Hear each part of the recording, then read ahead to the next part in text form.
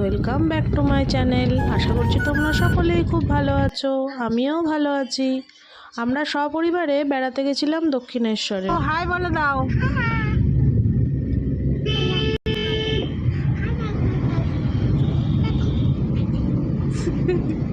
High বলো, high বলে দাও। High high high high high high.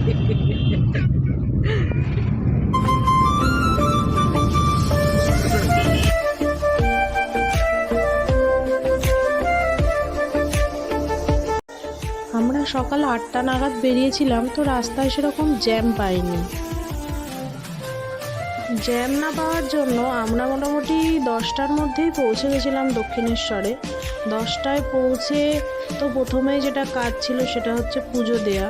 তবে আমরা এবারে মনস্থির করে গেছিলাম যে সবাই একটু গঙ্গা স্নানটা করব। যাই হোক, দক্ষিণেশ্বরে পৌঁছে আমরা ভালো মতন পুজো টুজো দিয়ে নিয়েছিলাম সবাই মিলে, বেশ ভালো শান্ত পরিবেশে।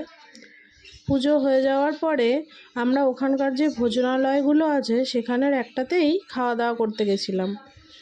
আমার তো ভীষণ পছন্দের খাবার ধোসা, তো আমি ধোসা খেয়েছিলাম, ছোলে ভাটুরে খেয়েছিল, সবাই এরকম মিলিয়ে ঝুলিয়ে খেয়েছিল। ওখানে রান্নাগুলোও খুবই ভালো ছিল।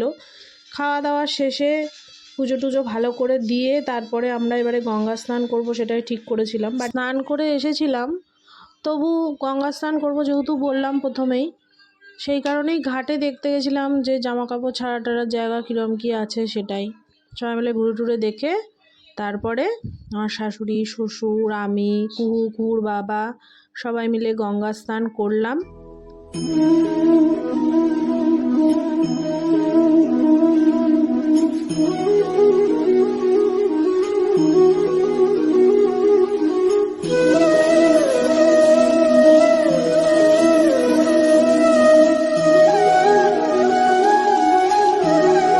আমরা যে ঘাটে গঙ্গা স্নান করতে গেছিলাম সেই ঘাটে আমাদের আগে একজন স্বামী স্ত্রী স্নান করতে গিয়ে গঙ্গা স্নানের সময় গোপাল কুড়িয়ে পেল। আমাদের যে দেখে কী ভালো লাগছিল, গোপালটাকে নিয়ে ওরা ছবি টবি তুললো। যে বউটা ছিল সে তো ভীষণ কান্নাকাটি করছিল গোপালটাকে জড়িয়ে ধরে। আমারও মনটা বেশ ভালো হয়ে গেল।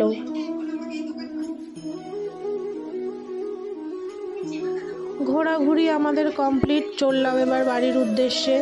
মনটাও বেশ ভালো ছিল। তোমাদের সবাইকে টাটা। তোমরা প্লিজ আমার চ্যানেলটা সাবস্ক্রাইব করে দিও, আর লাইক কমেন্ট শেয়ার কিন্তু মাস্ট। দেখা হবে পরবর্তী ভিডিওতে। ততক্ষণ সবাইকে টাটা, সাবধানে থেকো, ভালো থেকো।